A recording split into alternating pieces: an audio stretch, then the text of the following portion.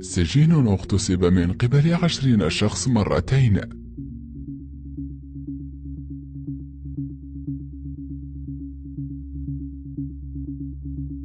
داريل ديكسون كازافيه: اعمل ما شئت كما تدين تدان.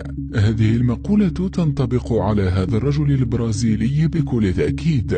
تبدأ قصة هذا الرجل عندما قام بنقل ابنه البالغ من العمر سنة واحدة فقط إلى المستشفى، لكن للأسف لم يتمكن الأطباء من إنقاذ الطفل، وتوفي بعد يومين فقط في المشفى. وبعد تشريح جثة الطفل من قبل الأطباء المختصين، تفاجأوا من النتائج التي بيّنت أن الطفل الصغير تعرض للاغتصاب وأيضا إلى محاولة القتل. وبعد التحقيقات تبين أن الفاعل هو الأب، وتم إلقاء القبض عليه. كانت أسرة الطفل تطالب المحكمة بحكومة الإعدام، لكن المحكمة لم تستجب لهذا الطلب. وبعد فترة من الزمن في السجن، تعرض داريل إلى الاغتصاب والتعنيف من قبل 20 سجين، وتم نقله مباشرة إلى العلاج من الجروح والتعنيف الذي تعرض لها. وبعد التعافي تم إرجاعه إلى السجن، لكن المفاجأة أنه تعرض للاغتصاب مرة أخرى من قبل نفس الأشخاص،